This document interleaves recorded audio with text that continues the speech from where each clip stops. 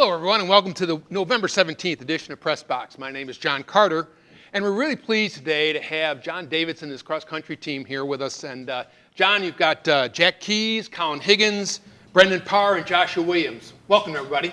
Thank you. Thanks for coming by. And John, I'll just have to say to start, I know I speak for a lot of people in St. Clair that it's always gives me a kind of a spark of pride when I drive through town and I see those signs at the entrance there talking about the 2012, 2013 state champion teams that you had in cross country. Congratulations. That's a tremendous achievement. Thank you. Thank you. But let's talk about 2015. You had another really good team this year, did very well. Can you kind of give us some of the accomplishments your team had this year? Well, we started out the year right. We won our first invitational. Then we won our second invitational, which was the Algonac Classic, which is always a good invite to go to. And that was I think our 16th year in a row winning that. Every year since 2000. Wow. So, yeah, 16 years in a row we won that one. And then we went from there on to the Holly Invitational, which is a little tougher. We travel across the state to see the competition from over there. We ended up fourth there, and we were the only Division II team in the top four, so we did pretty well there. And then we won the Marysville Invitational again. We won the Harbor Beach Invitational again, and we won regional again. That was probably the highlight of our season, was we were regional champions with a pretty low score, and the guys all ran their best times that day, which was just it was an outstanding day. And then we went on to state finals and had another top 10 finish, finishing 7th. That's terrific. So how many years have you been to states then? 16 years in a row, and Wow. a few years back, there's a good friend of mine, his name's Wayne Roberts. He coached Sandusky forever, still coaching them. And he told me when, it was probably, I want to say maybe 2004 or something, we qualified. And he's like, how many years you been in a row? And I told him, and he's like, well, when I was coaching, back in the 90s, I went 16 in a row. And so he goes, you got to catch me. Well, we did this year, 16 in a row. It's really terrific. And that really one of the things I wanted to talk about, it's great when you have tremendous runners and great talent and have those state championships. But now to have that kind of really extended success really talks about the program. And I know we were talking before, cross country's got to be one of the hardest sports for basically in high school, the level of conditioning required. How have you built that program? How have you gotten the kids interested, kept them going, improving throughout the years? Well, it probably really all started in around 2000. We had a really good, solid program of kids. And I mean, even before that, really, we had a couple of good kids that were really interested in running hard. And two guys that are now both married and dads, and they're Jason and Matt Neiman. They're twin boys, and they started go into this training program over the summer, these camps. And so they brought it back to me, and it took them a little bit of convincing to get me to do it, but once they did, we kind of put together basically an atmosphere of hard work. And really got the guys going, and and it's just been a lot of it's the success is based on the runners that I've had that have been willing to put in that kind of work, and so we just kind of figured out what hard work would do for us, and we've been tweaking it here and there, and we I think we've got it down pretty good now since No, obviously with the results. I mean, I'm sure like many other people, I've seen your team running through the town and all kinds of weather, both spring, summer, winter. Just constant. Is that year-round conditioning one of the keys? Oh, no question. I mean, you have to get guys that are dedicated to their sport, and so these guys, they're willing to work hard. They're willing to get out there and run in any kind of weather. At 6 o'clock in the morning, 3 days a week, we meet at school, we run, then we run after school as well. And there's no secret to being a good distance runner. It's just about hard work, Yeah, so. Absolutely. So I got to ask you, because one of the terms I hear you using often in the articles and the Times Herald and so on is this concept of pack. And can you kind of talk a little bit about what the pack means and why it's important and how you do it?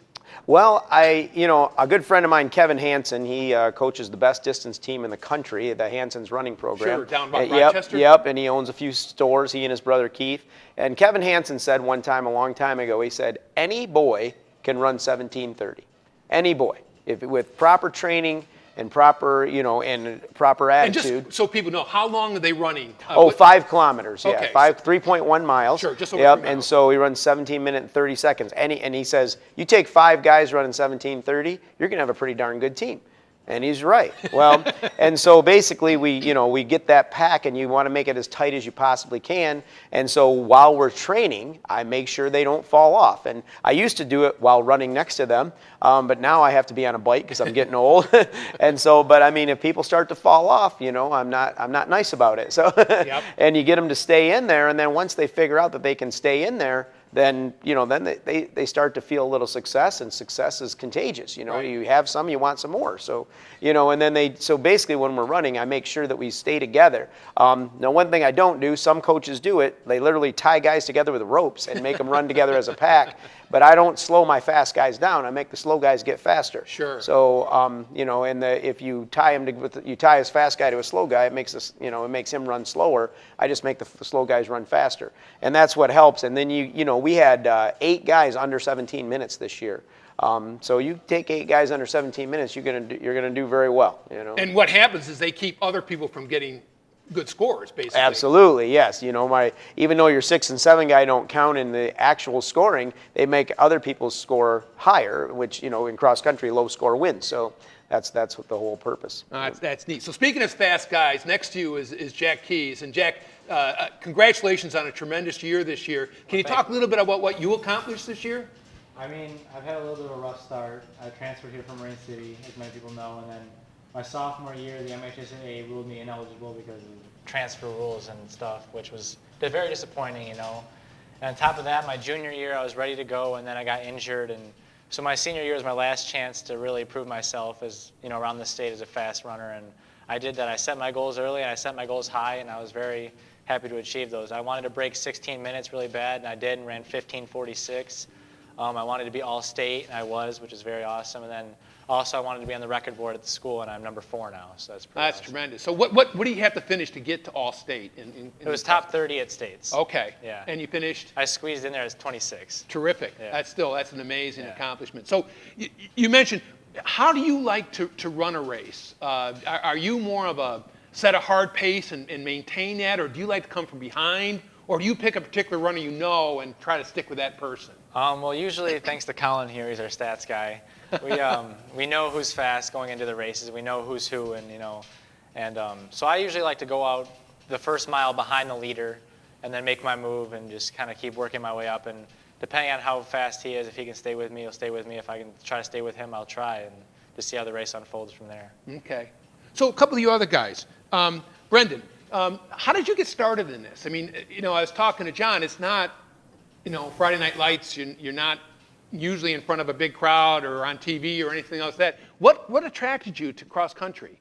Well, I'm a sophomore this year, so last year as a freshman, it was mainly my friends who brought me in. I mean, I ran track in 8th grade, and Davidson here, he saw me running in the mile race. His son was in the mile, that's why he was there. But he was watching me run the mile, and he was like, hey, you should come out for cross country. So I was like, maybe I'll do it, maybe. My friends were, so I decided to jump in with them, and we started doing summer training.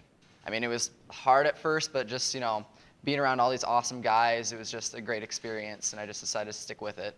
Okay. So Josh and Colin, what about you? You guys are the juniors, right? Rising seniors, going to be seniors next year. So what about you guys? How'd you get started?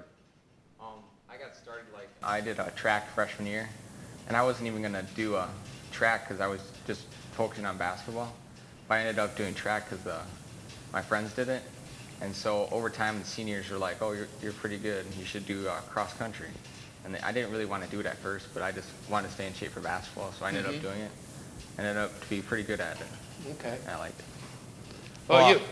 Well, I was in middle school, and I was really good in the 2 mile, and Davidson knew that, and he really wanted me to run cross country, but I was really good in soccer, so I was kind of unsure which one to do.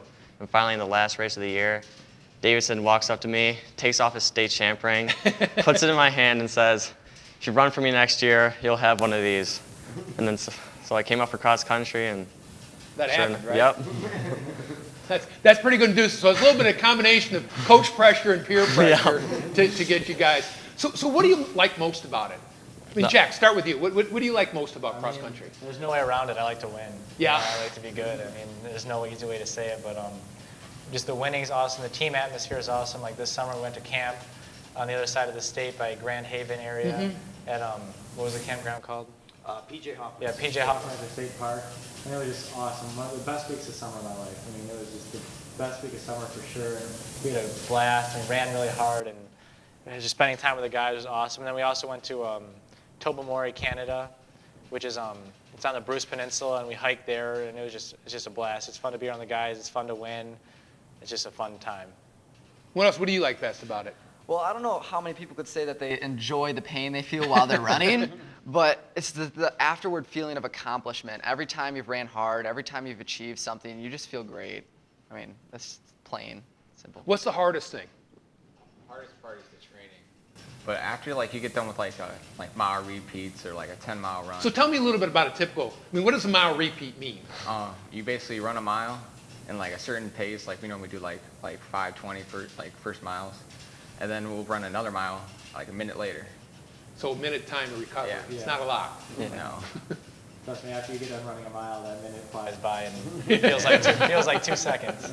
And Colin, what about you? What's the hardest thing, do you think? Probably what Josh said is the training. I mean, we work our butts off in the training all year long, but it pays off because when you get in the race, it just seems easier because you're used to doing it, and so it pays off. Yeah. So what has it taught you? It's taught me how to work hard and like dedication, because we wake up and we go running at 6 o'clock in the morning, and like in the summer we have to go there every day at 8 o'clock. Meet downtown, we go on a run, and there's no days off either. You have to run on the weekends, and you just like really learn how to like work hard and like what dedication really means. So Jack, you're a graduating senior. What have you learned most, do you think, from cross country during your time here in high school? I mean, it just taught me what really applying myself can do. It taught me if you put something in, what you're going to get out of it. It really, this season especially has really showed me that. I mean, for the hardest part for me is the mental aspect of it. Like when you're in the middle of the season and you're looking forward to states and all those big fast races, but you're not there yet, and you're just running hard and you're running through your races. And for me, it's kind of you're mentally demanding and you need to be mentally strong. And it's really taught me to have a positive aspect on life and be optimistic and be strong about it. Okay. Colin, do you like certain kind of courses? I mean, there's not a lot of hills and not much altitude training, say, in Michigan, but what kind of courses do you like to run on? I like flat courses. They're just really fast. You can always get a good time. Not many turns. Just makes it really easy. How important is speed in cross country, John? That's an interesting question. I mean, leg speed as a sprinter and leg speed as a distance runner are two different things. Okay. Two different muscle groups. One's fast twitch, one's slow twitch, and so fast twitch, you're kind of born with it or you're not, and you can hone it a little bit, but slow twitch muscle fiber you can build. And so that's why I really like coaching this sport, because you can take a kid who's maybe never been good at hardly anything, and if he's willing to work hard, like Kevin Hansen said, any guy can run 17:30 and you're pretty darn good. Well, and I've made quite a few guys faster than 17:30. So, they can find a lot of success, and, everybody wants to win. Everybody wants to be great. Few people are willing to put in what's necessary to be that way. Sure. And this group of guys that we have, I mean, hopefully I'm inspiring them to do that, and I think that's the key to coaching in any sport, is inspiring young men to work hard. And so they've done it, and they surprise me, and then I learn a lot from them. So it's the best job in the world. Yeah. Well, and kind of epitomized by the fact that all of our guests so far this year, this is the group that actually ran here to the studio as opposed to driving, which is, I think, pretty emblematic of what you do. I mean, there's no question about that the work you put in is really key to it. But let's talk about another aspect of it. And Jack, you were one of the captains, I think, this year, right, for the team. Yeah. So how do you build the team building aspect that a couple of you have talked about, get that kind of camaraderie going in a sport that really is primarily individual? Right. How do you build that? Like I talked about, we went to camp, and there's a lot of team building with that. I mean, and when you're pushing yourself to your limits every day with a group of guys, there's no way you can't get close. You know what I mean? You're really going to make a special bond with these guys that I can't say I have with anyone else. Sure. Because they know how it feels to hurt. They know what I'm going through. No one else can say that. And things like camp and Tobermory and just things like our motivation that we do at school. I mean, really builds us closer together. Does the school, how does the school support you? Do you see a lot of support from the other kids? Oh yeah, definitely. I mean, the thing about cross country is there's a big standing joke, that no one notices cross country, but we're very, very blessed to live in a town like St. Clair where we get tons of recognition, we get tons of support, and everyone, on the day of meets, everyone says, "Good luck, Jack," and go get them, and it's awesome. It's really cool to have that kind of support in a sport that no one really recognizes. Yeah, I think it's epitomized a lot of times when we're doing a workout in the track. Obviously, we're working out around the football players. And, when we're coming by, the seniors or the upperclassmen, they'll be screaming at the younger guys, "Get off the track!" In a normal football school, it's the cross-country team, but that's definitely, we get a lot of respect from all the teams. And I think we get it because we give it, too. Sure. These guys are very supportive of the other teams in the school. We like to recognize the hard work of our girls' swim team. And, Sure. And we, our football players, they're working hard out there. And so it's just a different kind of work, So, Right. and, but, they support us a lot. And the other coaches, they're always quick to congratulate me when we do well, When I think setting the standard you have set certainly helps us as well. Right, sure. When you're a state champion, that puts you in a class that doesn't take a long time to call the roll. Let's Right, put it that way, right. Yeah. So, Brendan, you probably, as a sophomore here, tell me how you kind of either looked up to or worked with the upperclassmen. What did it mean to you as one of the younger kids? Well, I kind of felt special as a younger kid, especially last year the most. I was just seeing these big guys, and I was keeping up with them in the pack. And I'm like, look at how tiny I am. Look at how big these guys are. I'm keeping up. It kind of made me feel special. And even to this day, I just look up to how great these guys are and how them making the pack, it enabled me to stay with them. And they just encouraged me to stay in the pack. Don't fall off. Don't fall off. Mm-hmm. So it was really encouraging. Colin, let's go to you. What's been the biggest improvement you've had since the freshman now to coming into being gone through your junior year, got one more year left? Probably the mental attitude of myself. I mean, as a freshman, I was just kind of like, I'm having a bad day. I'll just, take it easy, or these guys are faster than me.